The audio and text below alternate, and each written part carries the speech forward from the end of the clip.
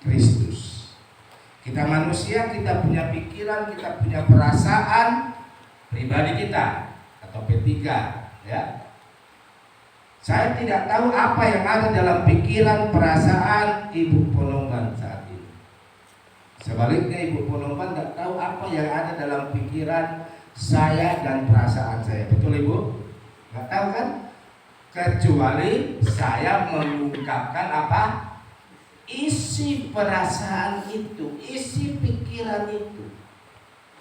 Nah Bapak Ibu Saudara, di dalam pelayanan, di dalam pengiringan kita kepada Tuhan, kita harus pergunakan ini, pikiran, perasaan Kristus ini dalam diri kita. Kalau dalam pelayanan kita, pengiringan kita hanya taruh pikiran, perasaan kita sendiri, itu sebabnya kadang-kadang kalau kita lagi kuat kita suka ibadah, tapi kalau lagi nggak enak badan atau nggak enak pikiran, Ibu kenapa nggak aja lah, kira-kira gitu saudara. Benar?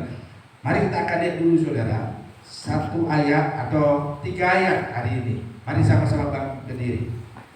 Filipi pasal yang kedua,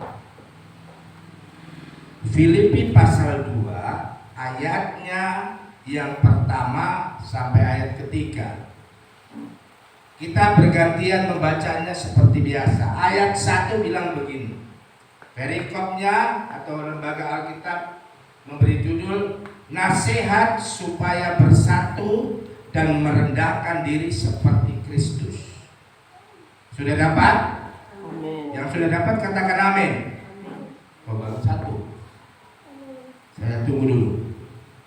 Yang sudah dapat katakan amin. Amin. Ya sudah, cukup dari 1, lebih dari 1. Ayat 1 bilang gini. Jadi karena dalam Kristus ada nasihat, ada penghiburan kasih, ada persekutuan roh, ada kasih mesra dan belas kasihan. Ayat 2. Karena itu sempurnakanlah sukacitaku dengan ini. Hendaklah kamu sehati, sepikir, dalam satu kasih, satu jiwa, satu tujuan. Dengan tidak mencari kepentingan sendiri atau puji-pujian yang sia-sia. Sebaliknya, hendaklah dengan rendah hati yang seorang menganggap yang lain lebih utama. Saya ulangi. Menganggap yang lain lebih utama daripada dirinya sendiri. Silakan duduk Bapak Ibu Saudara. 3 ayat ini andai kata kita terapkan di dalam kehidupan kita, kita akan menjadi pribadi yang selalu, saya katakan, kita akan menjadi pribadi yang selalu disenangi oleh Tuhan dan oleh manusia. Nah Bapak Ibu Saudara yang dikasihi oleh Tuhan, gereja itu atau kita pada saat ini kita adalah gereja Tuhan, ya. Gereja Tuhan itu adalah kumpulan umat-umat Tuhan yang sedang ada seperti kita siang hari ini, ya.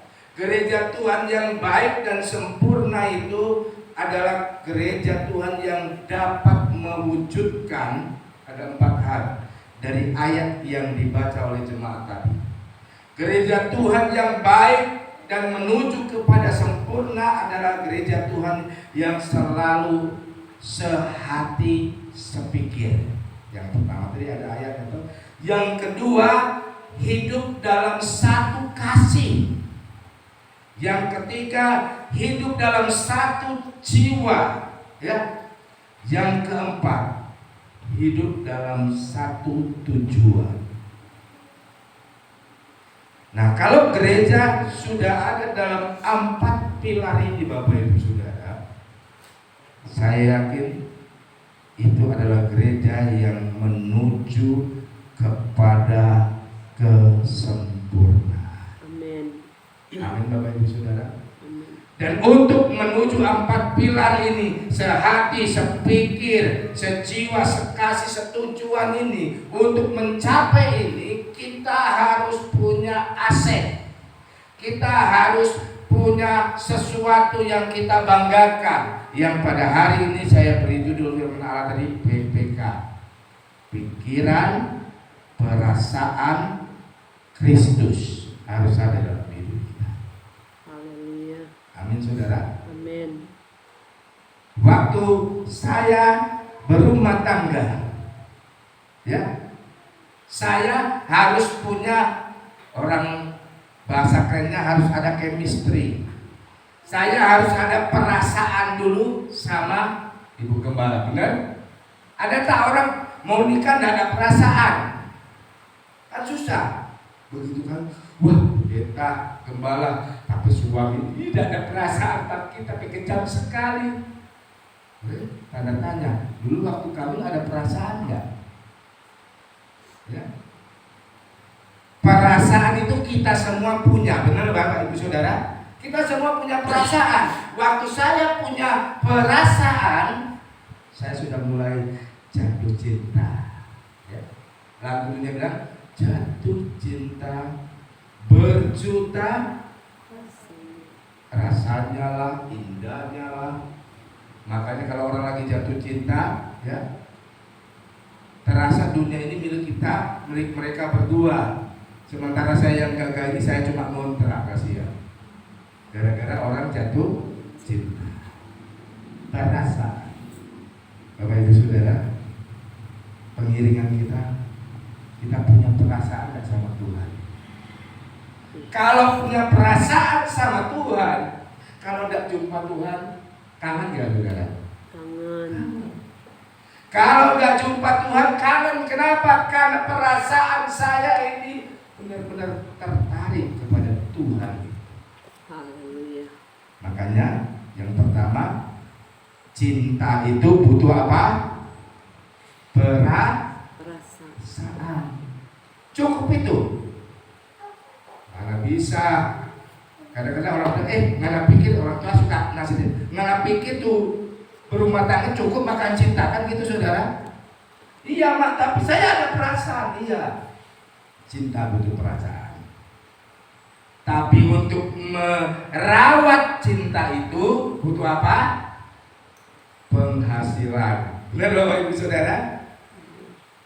Ada tak? Saya suka sama pendeta Markus. Apa kerjanya? Nggak ada, pengangguran. Kan nggak ada saudara.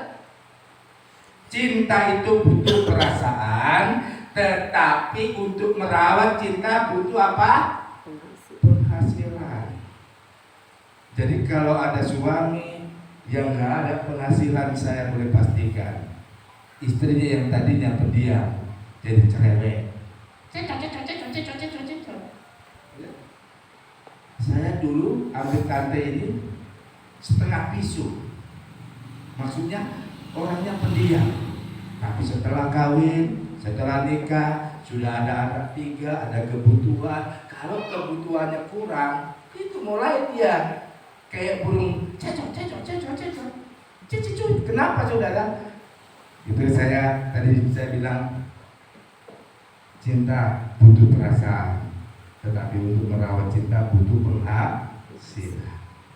Bapak Ibu Saudara, di dalam kekristenan yang terpenting, dalam kekristenan kita taruh dulu perasaan kita kepada Tuhan. Haleluya. Lalu setelah perasaan kita taruh kepada Tuhan, ya, makanya coba lihat saudara, kalau orang lagi jatuh cinta, agak sulit dinasihati, benar saudara? Pokoknya makin jauh kau punya cewek itu jauh di sana, makin jauh makin bagus, makin dikejar. Ya. Orang yang menaruh perasaan, saya boleh garis bawahi, adalah orang yang memiliki hubungan dekat. Haleluya. Perasaan, kata dasarnya apa? Rasa, ya. Kalau kita membangun rumah tangga tidak ada rasa bahaya, saudara. Makanya jangan heran ada suami tidak ada lagi perasaannya, ada istri tidak ada lagi perasaannya. Kenapa? Hilang rasa itu. Hilang rasa itu. Di dalam kekristenan, kalau kita tidak ada rasa dari Tuhan bahaya. Makanya ada orang Kristen yang setia cuma KTP-nya Kristen, tapi hidupnya nggak setia ya Tuhan. Kenapa? Karena dalam hidupnya dia tidak dapat rasakan Tuhan. Bapak Ibu Saudara, ini sangat penting dalam hidup kita. Kita menaruh perasaan kita. Perasaan dalam kamus bahasa Indonesia, saya mau bacakan buat Bapak Ibu Saudara. Ya. Perasaan itu artinya gini, pertimbangan batin atau dalam kurung hati atas sesuatu pendapat pada orang itu perasaan. Ya. Perasaan. Jadi kalau orang percaya yang memiliki perasaan yang baik dengan Tuhan, waktu dia melakukan sesuatu, dia mengerjakan sesuatu, dia sudah mulai pertimbangkan, ini menyenangkan Tuhan enggak ya? Ini berkenan sama Tuhan enggak ya? Itu perasaan. Makanya hal yang pertama, taruhlah kehidupan kita, pelayanan kita, pengiringan kita taruh perasaan Kristus. Saudara tahu perasaan Kristus? Tahu nggak? Saya tahu perasaan Kristus. Perasaan Kristus adalah menginginkan Bapak Ibu Saudara menjadi anak Tuhan yang setia. Amen. Waktu saya melayat di duka Om Edi Kapuang, saya lihat Om Edi masih bisa tertawa. Oh, saya tua. Lalu saya mulai berpikir, saudara. Saya mulai berpikir, mengolah kata dalam pikiran saya. Kalau saya suami istri, umpamanya, jangan dulu ya, umpamanya saya mati, istri saya jadi apa? Janda. Kalau ibu gembala yang mati, saya jadi apa? Duda. Ini rumah tangga. Tapi saudara, waktu anak saya Vina mati, ada istilahnya nggak saudara? Nggak ada kan? Anak mati nggak ada istilah. Pacar tinggalkan, istilahnya mantan. Istri meninggal, suaminya duda. Suami meninggal, istrinya janda. Tapi kalau anak meninggal, tidak ada istilah. Benar saudara? Kenapa tidak ada istilah? Tidak ada sesuatu yang dapat mengungkapkan rasa apa? Sedih itu. Saudara bayangkan, di dalam Injil Yohanes 3 ayat 16 bilang, karena begitu besar kasih Allah, sehingga ia memberikan anaknya yang mengaruniakan anaknya yang tunggal. Anaknya cuma satu dan diberikan untuk dibunuh, untuk dimatikan, untuk dihabiskan. Makanya kalau orang kehilangan anak adalah orang yang paling sedih. Dan saya dapat lihat itu di dalam diri Bapak Pendeta Edi Kapuang. Sama dengan Gubernur Jawa Barat Ridwan Kamil. Anaknya mati tenggelam di salah satu sungai di Swiss sana. Dia cari dan tidak dapat, akhirnya mati. Ridwan Kamil bisa menangis. Di rumahnya diundang doa, kirim doa. Itu mengungkapkan bahwa kalau seorang anak mati itu sesuatu yang menyedihkan. Bayangin juga, berapa banyak kali kita membuat Tuhan sedih. Kita sebagai anak Tuhan, tapi perasaan kita mati sama Tuhan. Tuhan sedih gak saudara? Tuhan sedih. Tuhan sangat sedih melihat kita sebagai orang percaya, kita tidak memiliki perasaan. Kalau saya melakukan ini menyenangkan hati Tuhan, enggak. Berapa banyak kali kita sebagai anak Tuhan menyakiti perasaan Tuhan. Itu sebabnya tadi saya kasih gambaran, saudara. Kalau seorang istri mati, suaminya juga. Suaminya mati, istrinya janda. Ya. Ada satu istilah baru, saudara. Baik, kalau berumah tangga kita harus jaga baik-baik. Istilahnya BPJS, ya. Barisan Perempuan Janda Sosialita. Jadi banyak sekarang janda-janda, lebih kata dari gadis. Itu istilah saya BPJS. Barisan Perempuan Janda suka-suka mencari bahaya. Itu sebabnya hari ini sebagai orang percaya, pengiringan kita, rumah tangga kita, pelayanan kita, pekerjaan kita, mari kita tahu yang pertama perasaan Tuhan dalam diri kita. Ya. Kita punya perasaan Tuhan. Saya kalau nggak berdoa pagi satu lambat atau macam tadi agak lambat karena kecapean, sekali bangun sudah agak siang. Karena saya terbangun jam berapa, saya teringat orang tua saya, saudara. Saya kangen bapak saya. Cuma saya nggak bilang dengan istri saya. Lalu saya buat pantun, ya, bagaimana seorang anak yang rindu kepada bapaknya. Ya. Jadi kalau yang masih punya bapak, punya mama, bersyukur. Anda kalau rindu bapaknya, dia pergi ke kubur. Mana itu? Di mana kubur? Ke sana. Saya suka sembarang tunjuk, jadi sana dia pergi. Telepon, kemana Mi? Ya, ada di kubur papi. Bersih kubur, berarti dia kangen. Nah kalau saya, saudara, mau pakai juta-juta sana, ya. Tadi malam, tengah malam saya kangen, saya nangis sendiri. Ya. Kangen tapi tidak bisa. Saya buat pantun menandakan seorang anak yang rindu. Pernahkah saudara engkau nangis rindu sama Tuhan? Pernah enggak? Tengah malam saudara nggak bisa tidur. Kalau nggak bisa tidur, anak muda jangan biasakan main HP. Kalau nggak bisa tidur, pergunakan itu menjadi satu alat. Oh Tuhan mau saya berdoa. Doakan orang tua, doakan kehidupan, doakan orang yang dapat engkau doakan. Karena yang pertama, kekristenan yang baik ada kekristenan yang memiliki perasaan. Amin. Kita mulai ajar perasaan kita ini untuk peka dengan Tuhan.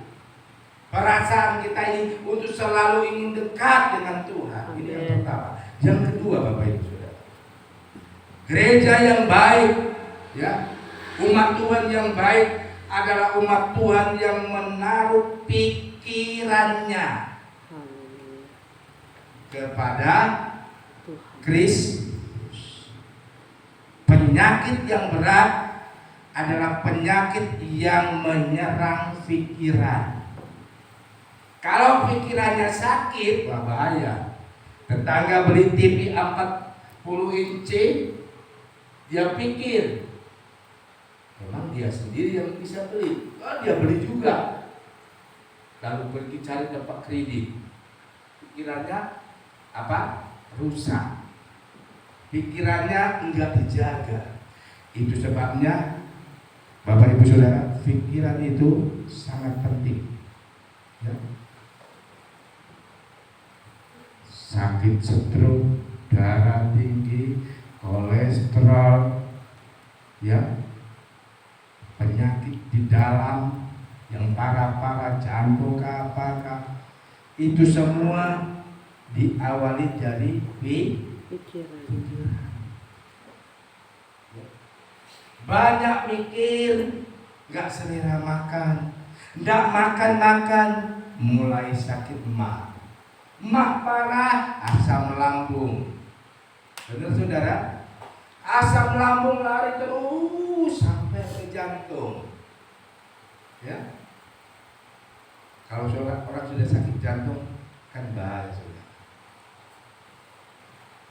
Sakit lagi, nggak bisa tidur, akhirnya sakit apa? Paru-paru. Pendeta Billy meninggal karena sakit paru-paru. Iparnya Gembala Buna, Pendeta Edu Tanduk, kakak iparnya sakit karena kanker paru-paru. Habis nyawanya. Karena dimulai dari saya yakin pikiran. Amin Bapak Ibu Saudara, pikiran. Itu sebabnya hal yang kedua, pikiran itu kita adopsi. Tuhan punya pikiran. Amin. Amin saudara. Amin. Adopsi Tuhan punya pikiran. Isi pikiran Tuhan saudara tahu apa? Isi pikiran Tuhan, dia penuh dengan yang Alkitab tadi katakan di ayat pokok. Saudara perhatikan ya, ayat 3 bilang ini, dengan tidak mencari kepentingan sendiri atau puji-pujian yang sia-sia. Sebaliknya, hendaklah dengan rendah hati yang seorang menganggap yang lain lebih utama daripada dirinya sendiri. Ini pikiran Tuhan. Yang terakhir, isi pikiran Tuhan adalah Tuhan memikirkan orang lain itu lebih dari dirinya sendiri. Yes. Ya. Makanya pengorbanan Tuhan itu di dalam Yohanes 3 ayat 16, dia memberikan anaknya tuh, dia memberikan nyawanya, walaupun saya dan saudara orang nggak betul, walaupun saudara dan saya adalah orang yang punya keterbatasan. Tuhan tidak lihat itu. Karena apa? Pikiran Tuhan adalah pikiran yang selalu berada di dalam kerendahan hati. Amin. Ini penting. Kerendahan hati itu penting. Ya. Kehidupan orang Kristen yang rendah hati, itu saya gambarkan seperti saudara minum kopi. Kalau saudara minum kopi manis, kita bilang apa? Om Fer dikasih tadi saya kopi, manis sekali. Yang dipuji kopinya, betul saudara? Nggak ada, saya minum kopi tempat Om Fer di gulanya manis, betul nggak ada kan? Coba kalau minum kopi, manis kopinya, sedap manis Om Fer. Yang dipuji kopi saudara. Orang Kristen itu hidup harus seperti gula yang ada di kopi. Meskipun kopi pahit itu waktu ditambah dengan gula, curah air, aduk, waktu diminum kopinya manis. Wih, sedap sekali kopinya manis. Oh bukan, oh sedap sekali gulanya manis. Gak ada kan saudara? Itu filosofinya sudah. Kehidupan orang Kristen, meskipun ada kepahitan, ada kesulitan, ada badai hidup, jangan pernah kita kehilangan rasa manis itu dalam Tuhan. Maka kitab Filipi ini ada kitab yang berbicara tentang bagaimana kita selalu bersuka cita dalam kita bersuka cita dalam Tuhan. Itu kitab Filipi. Dan saudara tahu, waktu Paulus menulis kepada jemaat yang ada di Filipi, saya selalu berkata kepada jemaat, Paulus sedang ada di dalam penjara yang ukurannya sangat sempit, ya. yang ukurannya sangat sempit 2 kali 1 meter. Ya. Dan orang Timur Tengah itu rata-rata tingginya di atas 1 meter. Jadi Paulus ada di penjara bawah tanah yang ukurannya 2 meter kali 1 meter. Jadi setiap hari kalau dia berdiri, dia harus begini. Dia nggak bisa begini, karena akan kena ketok bagian langit. Dia harus begini. Apa itu saudara bayangkan? Paulus menulis dalam keadaan di penjara yang sangat sempit. Saya yakin waktu dia menulis itu, dia menulis kepada jemaat yang ada di sini, hendaklah engkau jemaat sehati, sepikir, ya, setujuan, sejiwa di dalam Tuhan. Dia tulis dengan nangis. Bapak Ibu Saudara, karena kita akan memiliki rumah tangga yang baik, kita akan menjadi pelayan-pelayan umat Tuhan yang baik. Kalau kita memiliki 4 pilar, kasih kita baik, pikiran kita baik, jiwa kita baik, tujuan hidup kita baik, maka hidup kita akan diberkati oleh Tuhan. Amen. Itu sebabnya melalui kebenaran firman Allah pada saat siang hari ini, saudara, milikilah kehidupan yang selalu seperti Tuhan. Yang pertama, Tuhan kita adalah pribadi yang selalu rendah. Haleluya. Amin. Amen. Dia mengutamakan orang. Dia mengutamakan Bapak Ibu Saudara. Dia akan bahagia kalau Bapak Ibu Saudara menjadi pribadi jemaat yang diberkati Tuhan. Menjadi pribadi jemaat yang senantiasa bertumbuh dalam Tuhan. Ini yang pertama. Yang kedua, pribadi Tuhan kita adalah pribadi yang selalu taat dan setia. Haleluya. Sampai kapan? Sampai mati. Itu ditulis di dalam Filipi 2 ayat 8. Tidak perlu kita baca. Yang ketiga, yang terakhir, kenapa kita perlu dalam hidup ini menaruh pikiran dan perasaan Kristus dalam hidup kita? Karena pikiran dan perasaan Kristus yang ketiga, yang terakhir, dia selalu hidup penuh dengan kasih. Amin, saudara. Penuh dengan kasih. Kasih ini yang Alkitab selalu katakan menutupi banyak sekali apa? Dosa. Segala sesuatu yang kita lakukan. Saya membangun rumah tangga, saya mengasihi anak saya, bukan karena nanti kalau saya tua mereka lihat, bukan cuma itu. Saya mengasihi dia karena itulah cara hidup Tuhan. Dia selalu penuh dengan kasih. Arti kasih apa, saudara? Memberi. Ini kasih. Give bahasa Indonesia.